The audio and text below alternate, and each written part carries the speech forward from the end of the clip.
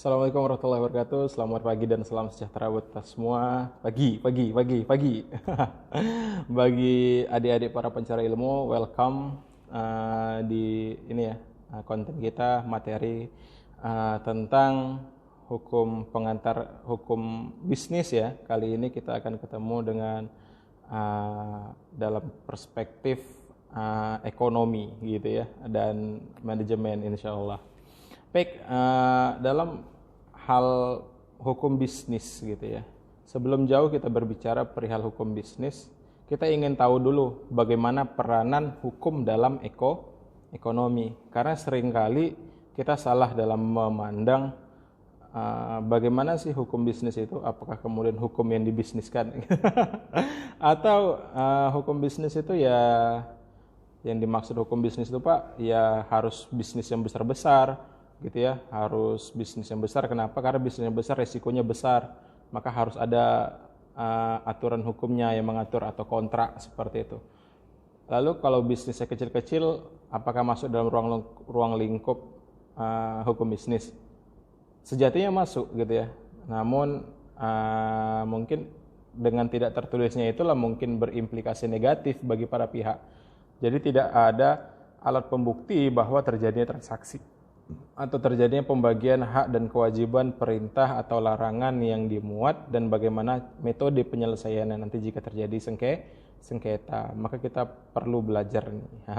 Maka kita antar dulu ya, dihantar di pertemuan kali ini kita membahas peranan hukum dalam ekonomi. Sebelum jauh kita berbicara masalah tersebut, kita lanjutkan ini bagaimana sejarahnya manusia hingga kemudian ada kaitannya dengan ekonomi. Pak ahli filsafat yang kita kenal yaitu Aristoteles gitu ya, yang mengatakan bahwa manusia itu adalah zoon politikon. Apa itu zoon politikon? Ya, manusia itu adalah makhluk sosial, bukan makhluk politik.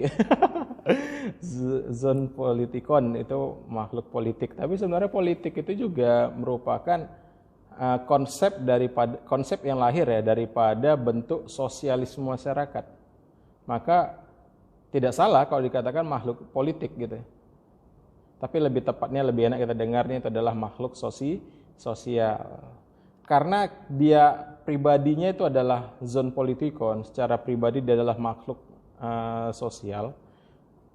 Dan dia untuk memenuhi kebutuhan sendiri dia tidak bisa sendiri, maka dia membutuhkan orang lain untuk melakukan pemenuhan terhadap kebutuhan hidupnya. Apa aja kebutuhan hidup tuh Pak? Banyak gitu ya. Ada kebutuhan biologis, dia mau menikah, dia mau memiliki anak, memiliki keturunan, itu adalah kebutuhan biologis. Selanjutnya ada kebutuhan makan, ya dia perlu makan. Kalau orang gunung pengen makan ikan, tentu payah cari ikan di gunung, gitu ya. Ikan laut. Orang pantai mau makan, misal binatang buruan seperti rusa, gitu ya. Ingin makan itu nggak bisa karena di pantai nggak ada rusa, gitu ya. Maka dengan hadirnya kita sebagai makhluk sosial, kita bisa saling melengkapi, saling menyempurnakan, saling mengisi, mana titik yang kurang itu kita isi, kan gitu ya. Jadi memang konsep yang disampaikan Aristoteles ini luar biasa gitu ya, dan menginspirasi bagi kita, dan ini menjadi dasar juga bagi pengantar bagaimana hukum dalam kaitannya dengan ekonomi gitu ya. Karena kita secara pribadi tidak bisa memenuhi kebutuhan sendiri, maka kita harus bermasyarakat. Kita harus berkumpul gitu ya, harus berhubungan dengan orang lain. Maka dalam berhubungan dengan orang lain inilah kita seringkali dibenturkan dengan problem. Apa problemnya? Ya, problemnya yaitu setiap orang ternyata punya kepentingan, namun kepentingan dia itu bisa jadi melanggar kepentingan orang lain. Contoh, dia mau dengar musik nih, dia stres pulang kerja atau pulang kuliah, dia stres, ingin dengar musik sekuat-kuatnya di kos-kosan, ingin mengekspresikan diri, gitu ya, kebebasan berekspresi. Lalu dia buat putar musik kuat-kuat, ternyata tetangganya sakit gigi di sebelah. Udah tahu kan, sakit gigi itu lebih sakit daripada sakit hati. Maka jangan buat masalah kan gitu. Jadi tentunya yang sakit gigi punya hak untuk memperoleh lingkungan yang nyaman, dan yang stres gara-gara kuliah ini butuh juga lingkungan yang mau menerima dia dengan itu dia musik kuat dan segala macam. Maka perlu hukum. Hukum itu lahir untuk menyelesaikan masalah mereka. Itu dia itu. Jadi itu contohnya dalam kehidupan gitu ya, bahwa dalam kehidupan bermasyarakat itu ternyata terjadi benturan-benturan kepentingan setiap orang gitu ya. Ya bisnis gitu juga, nggak punya duit, mencuri dia gitu ya. Tapi coba ada solusi lain, misal dipekerjakan, dijadikan marketing. Nanti kita gaji dengan makanan kan gitu. Jadi dia nggak mencuri. Itu dia. Ini salah satu bagaimana hukum itu berhubungan dengan bagaimana pemenuhan aspek manusia, dan itu berkaitan dengan ekonomi nantinya, seperti itu. Itu ya, maka ada hukum ekonomi. Maka konsep masyarakat ini sejatinya adalah persatuan manusia yang timbul dari kodrat yang sama, terbentuk apabila ada dua orang atau lebih, yaitu namanya masyarakat. Masyarakat itu ada dua konsep, ada paguyuban dan ada patembayan. Paguyuban itu apa? Paguyuban itu hubungan yang bersifat kepribadian dan menimbulkan ikatan batin. Seperti apa? Keluarga, suami, istri, anak, perkawinan, gitu ya. Orang tua dan anak. Lalu ada masyarakat patembayan. Masyarakat patembayan ini hubungan itu bersifat tidak pribadi dan bertujuan untuk mencapai keuntungan, atau biasa kita sebut bisnis lah ya, kelompok-kelompok bisnis gitu ya, forum bisnis. Itu dia.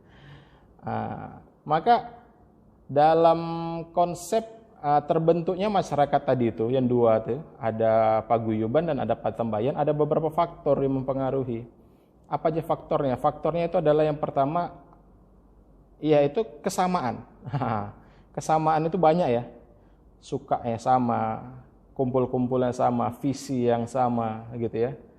Kemudian ya jodoh kan gitu juga, kesamaan terhadap ini ya, kepribadiannya, atau kesamaan terhadap cantik dengan gantengnya. Walaupun belum tentu yang cantik sama yang ganteng berjodoh gitu ya. Bisa jadi, jangan disebutkan lah.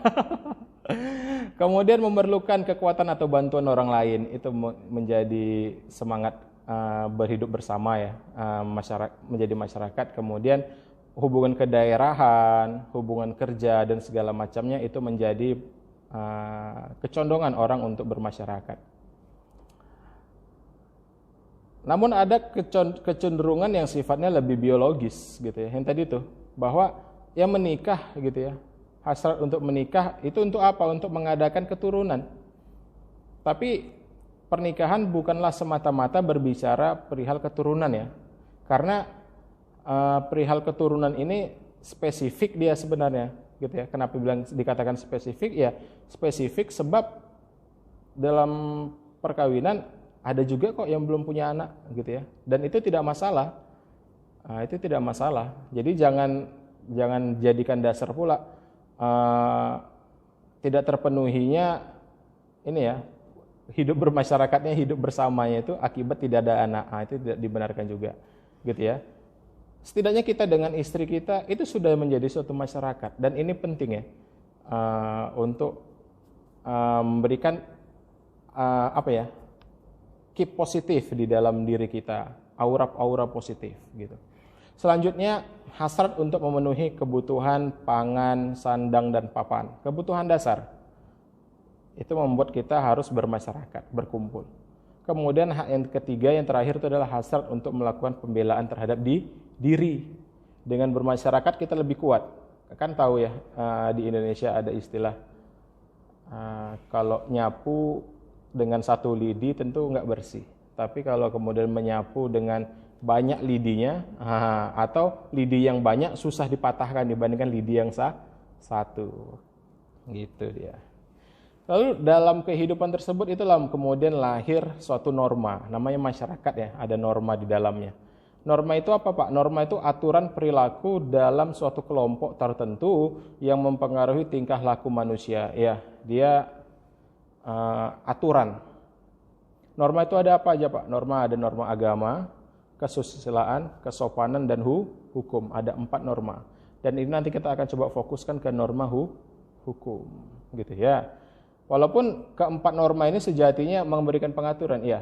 Dan norma agama itu berperan sangat kuat, gitu ya, mempengaruhi kepribadian seseorang. Kenapa saya katakan demikian? Ya, tentu kalau misalnya kepribadiannya seorang muslim, seorang yang beragama Islam, seorang perempuan, dia akan terbiasa dengan misal menggunakan jilbab. Kemana-mana pakai jilbab, asal keluar rumah aja pakai jilbab. Kenapa? Karena itu norma yang mengatur kepribadian dan dia menjadi kepribadian, kan gitu. Dilakukan setiap saat. Itu dia. Itu maka hukum itu membentuk orang, gitu ya. Law as tool of social engineering. Jadi hukum itu yang melakukan rekayasa terhadap orang ingin jadi seperti apa orang itu. Itu dia ya. Selanjutnya, apakah hukum itu? Kan kita ada norma hukum gitu. Maka hukum itu adalah keseluruhan peraturan yang bersifat memaksa untuk melindungi kehidupan manusia di dalam masyarakat dan memiliki sanksi. Nah, itu dia. Maka ciri daripada hukum itu sendiri, yang pertama itu adalah adanya perintah atau larangan, gitu ya. Ada perintah atau larangan yang berfungsi untuk memberikan perlindungan, dan perintah atau larangan itu harus ditaati. Kenapa? Karena sifatnya memaksa. Jika dilanggar gimana, Pak? Jika dilanggar maka ada sanksi yang diberikan terhadap pelanggarnya. Itulah hukum. Maka unsurnya itu kalau kita bagi itu ada 4 gitu ya. Yang pertama aturan yang mengenai tingkah laku manusia, boleh dan tidaknya tadi, perintah dan larangan tersebut. Kemudian dibuat oleh badan-badan resmi yang berwajib. Kalau kita di Indonesia, karena kita negara hukum, maka negara lah yang membentuk hukum sebagai organisasinya. Kemudian memiliki sifat memaksa. Dia harus dipaksa. Hukum itu memaksa. Kalau tidak memaksa, dia berarti tidak hukum, gitu ya. Ada choice, itu bukan hukum, itu rekomendasi. Selanjutnya ada sanksi yang tegas. Sanksi ini diberikan dan dikelola oleh negara. Kenapa? Karena negara yang membuat hukum, maka negara juga yang memberikan sanksi bagi yang melanggarnya. Dan negara pula yang memberikan perlindungan terhadap masyarakat lain. Nah, itu dia. Sedang sumber hukum itu ada 2, ada material dan ada formil. Material itulah gejala-gejala sosial, kemudian sudut pandang ekonomi, sejarah, gitu ya, filosofi, sosiologis. Itu ya, itu menjadi sumber hukum yang bersifat material. Sedangkan yang bersifat formil itu ada undang-undang, ada peraturan pemerintah, kebiasaan, jurisprudensi, doktrin, pendapat ahli, gitu ya, traktat atau perjanjian-perjanjian internasional. Itu menjadi sumber formil. Maka banyak lahirnya undang-undang, lahirnya hukum ya, itu berdasarkan hal-hal tersebut. Sedangkan hukum itu ada 2 bentuk. Ada yang bersifat tertulis dan ada yang bersifat tidak tertulis, gitu ya. Kalau tertulis itu ada apa aja, Pak? Tertulis itu seperti undang-undang. Tidak tertulis kebiasaan-kebiasaan dalam perniagaan. Itu tidak tertulis kan? Kan banyak kebiasaan-kebiasaan dalam perniagaan. Seperti teori penerimaan atau teori agreement. Sepakat dalam kata bisnis itu apakah mengganggu, apakah tanda tangan, atau cukup ini aja, mengatakan oke, gitu ya, kita jalankan. Itu salah satu teori ya, gitu ya. Tidak tertulis. Kemudian hukum yang dilihat dari isinya ada 2. Ada hukum publik dan ada hukum privat. Hukum publik itu apa, Pak? Hukum yang mengatur secara umum masyarakat. Sedangkan hukum privat ini lebih mengatur person to person. Hukum yang mengatur orang demi orang dengan orang, atau perjanjian antar orang, gitu ya. Atau orang dengan badan hukum atau badan hukum dengan badan hukum. Itu bersifat privat. Publik itu negara yang mengatur dan berlaku umum bagi seluruh warga negaranya, seperti itu. Kemudian fungsinya, berdasarkan fungsi ada material dan ada formil. Sama seperti tadi, material itu adalah isi, sedangkan formil itu adalah bentuk nyatanya dalam bentuk tertulisnya, misal kitab undang-undang segala macamnya seperti itu. Maka dalam kajian hukum ekonomi ini kita masuk ke dalam ruang lingkup hukum privat. Nah, hukum privat ini di dalam kaidah hukum Indonesia, hukum privat ini memiliki ruang lingkup yang berkaitan dengan bisnis. Itu ada KUH Perdata, Kitab Undang Hukum Perdata, dan KUHD atau Kitab Undang Hukum Dagang. Dan keduanya ini merupakan lex specialis derogat legi generalis. Kenapa dikatakan lex specialis derogat legi generalis? Ini mengatakan bahwa KUH Dagang itu lebih spesifik gitu ya, lebih spesifik atau lebih khusus daripada KUH Perdata.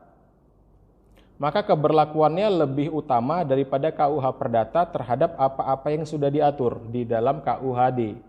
Sedangkan yang tidak diatur di dalam KUHD namun tercantum di KUH Perdata, maka keberlakuannya tetap berlaku di dalam aspek privatnya, seperti itu.